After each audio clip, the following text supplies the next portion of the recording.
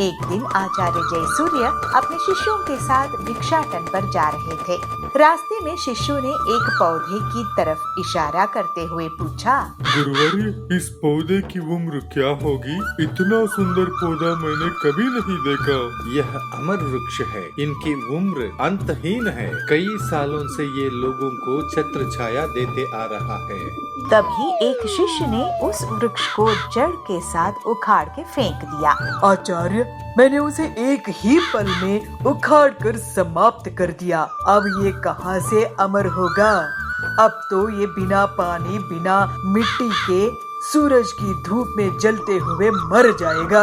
आचार्य मुस्कुराते हुए और निशब्द होके आगे बढ़ गए। महीनों बाद जब चातुर्मास बिताकर वे उसी रास्ते से लौट रहे थे, सभी ने उस पौधे को वापस हरा भरा देखा तो सारे अचंभित रह गए। अरे गुरुवर्य, हमने तो इसको उखाड़ फेंक दिया था, फिर से ये हरा भरा कैसे हो गया?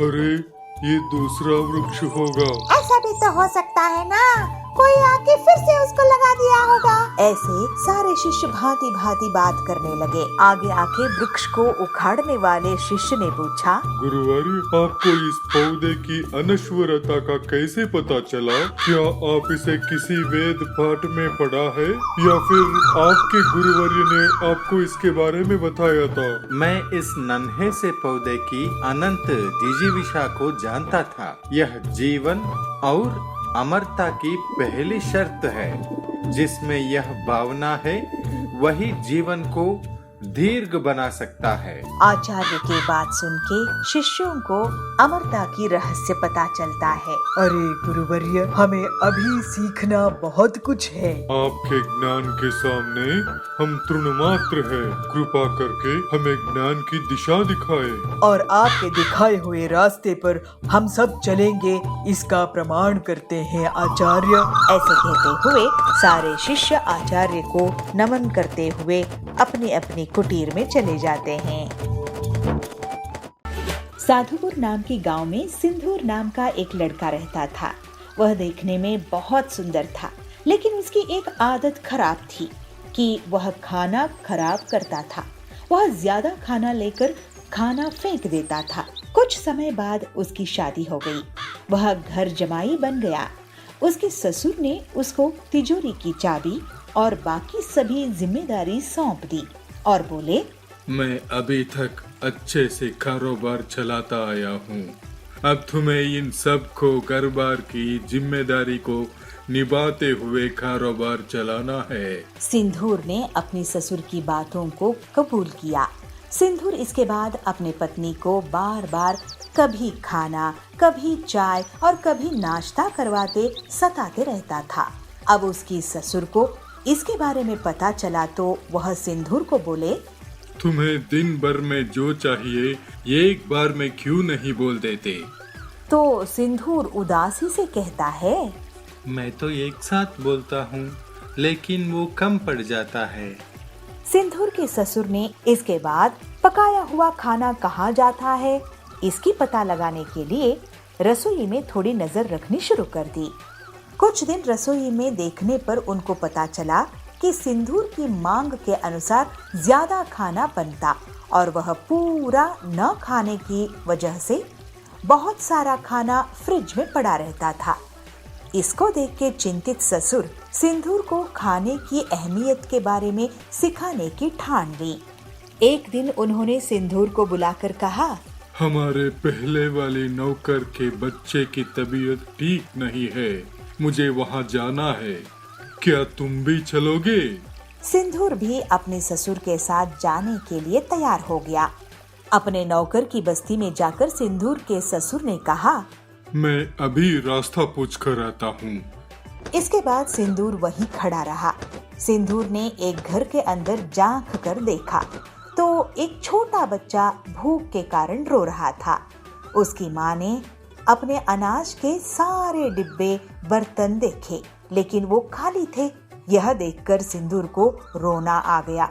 कुछ देर बाद उसके ससुर आए और उसको अपनी नौकर के घर लेकर गए। नौकर के घर जाने पर उसका लड़का बीमार लेटा हुआ था। जब सिंदूर के ससुर ने बीमारी का कारण पूछा तो नौकर ने कहा, ये घर से बचा हुआ भोजन लेकर खाया था, लेकिन उसको नहीं पता था कि वह खाना खराब था। उसको खा के बेटे की तबीयत खराब हो गई है। यह कहकर वह रोने लगा। कुछ देर के बाद सिंदूर और उसके ससुर अपने घर आ गए। घर आने पर सिंदूर अपनी ससुर के सामने हाथ जोड़कर क्षमा मांगते हुए आंख में पानी भर लेता है। जब उसकी ससुर ने कारण पूछा तो सिंदूर कहता है, मैं खाने को कितना बर्बाद करता था और किसी को खाने के लिए 2 वक्त की रोटी भी नहीं है। अब के बाद मैं खाने को कभी बर्बाद नहीं करूंगा।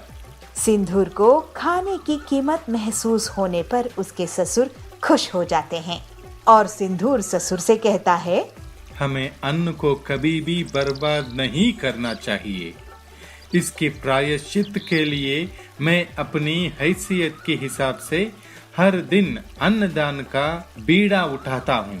कहते हुए प्रसन्नता से अपने घर के पास के मंदिर जाके अन्नदान पे जुट जाता है।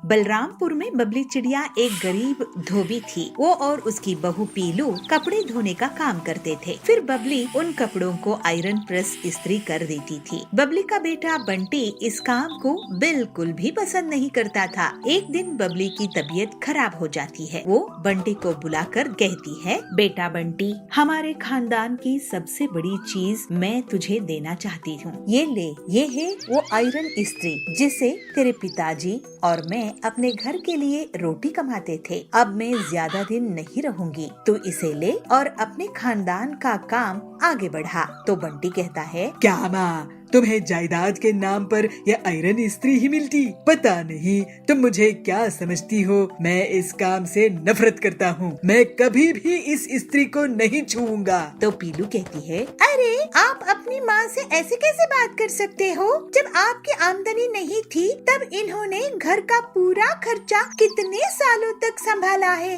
आप इनसे माफी मांगिए। तो बंटी कहता है, अरे अच्छा माँ, मुझे माफ कर दो। तो पीलू कहती है, नहीं ऐसे नहीं, कसम खाओ। तो बंटी कहता है, ठीक है माँ, मैं कसम खाता हूँ कि इस आयरन इस्त्री को संभाल कर रखूंगा और इसी से पैसा कमाऊंगा। इसके बाद कुछ दिनों में ही बबली परलोक सिधार जाती है। पीलू बंटी से कहती है, ये लीजिए आयरन इस्त्री, अब इससे काम शुरू कीजिए। तो बंटी कहता है, नहीं, मैं किसी के कपड़े प्रेस नहीं करूँगा। तो पीलू पूछती है, तो फिर आप अपनी माँ की कसम क्या खोटी खाए थे और घर का खर्च कैसे चलाएंगे? आप क्या चाहते हैं कि हम सब भूखे ही मर जाएं? तो बंटी कहता है, अरे तुम क्या बकवास कर रही हो? पीलू बोलती है, हाँ तो फिर इस इस्त्री का इस्तेमाल करो। बंटी कहता है, तुम यही चाहती हो ना कि मैं इस आयरन इस्त्री का उपयोग करूं? तो मुझे 2-3 दिन दो,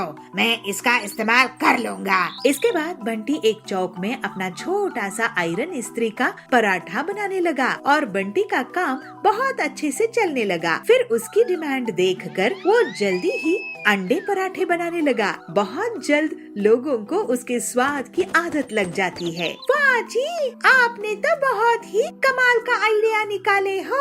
ऐसा आयरन पराठा तो किसी ने भी नहीं खाए होंगे। तुम जानती हो पीलू कि अब अपना एक बड़ी दुकान खरीदेंगे। वाह जी। और बंटी एक बड़ी सी दुकान ले लेता है। इसके बाद बड़े बड़े सेठ भी उसके यहाँ आयरन इस्त्री का पराठा खाने आने लगते हैं। बंटी पीलू से कहता है, पीलू तुमने मुझे घमंडी होने से बचा ली।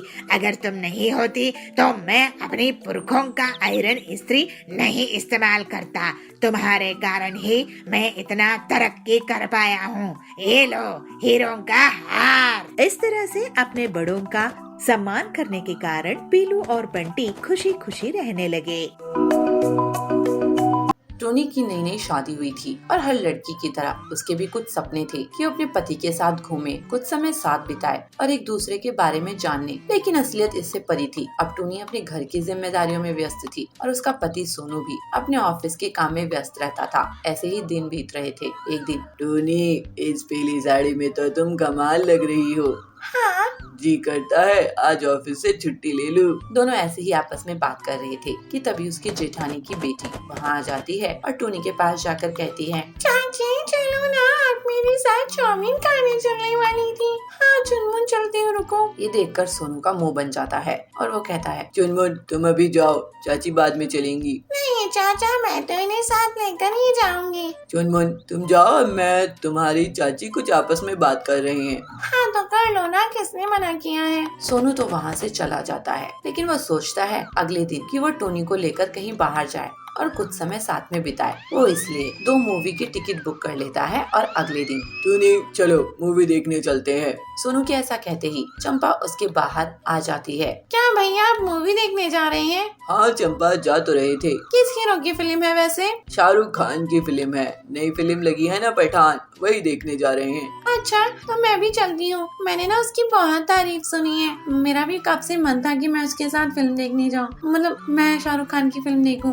अरे चंपा तुम क्या करोगी जाकर? मैं क्या करूँगी? अरे भैया मैं भी फिल्म देखूंगी, और क्या भैया, मैं अभी तैयार होकर आ रही हूँ। चंपा भी तैयार होने चली जाती है, लेकिन ये देखकर टूनी का मुंह उतर जाता है और वो मना कर देती है। ऐसे ही अब जब भी वो दोनों एक दूसरे के साथ समय बचाने को सोचते, तभी परिवार का कोई ना कोई सदस्य आ जाता और एक दिन जब हदें ही पार हो जाती हैं, तो सोनू कहता है, अरे यार हद है, तुम लोगों को कुछ दिखता नहीं है क्या? हमारी अभी नई नई शादी हुई है, थोड़ा समय हमें साथ में बिताने के लिए भी चाहिए, लेकिन आप लोग हैं कि तभी आ जाते हैं। हाँ हमारी नई नई शादी हुई है, लेकिन हम दोनों को तो आपने घर गृहस्थी में इतना व्यस्त कर दिया है कि पूछो नहीं, हमारे पास एक दूसरे के लिए भी समय नहीं है। ये बात सुनकर उसकी सास कहती है, हाँ बच्चों, हमने तुम्हें घर के कामों में इतना व्यस्त कर दिया कि तुम अपनी नई नई शादी में जरा सा भी खुशी नहीं ढूंढ पा रहे हो या खुश रह पा रहे हो। हमें माफ कर दो बच्चों, हम भूल गए कि तुम्हारी नई नई शादी हुई है, लेकिन अब तुम निश्चिंत रहो, तुम्हें अब कोई परेशान नहीं करेगा, ठीक है।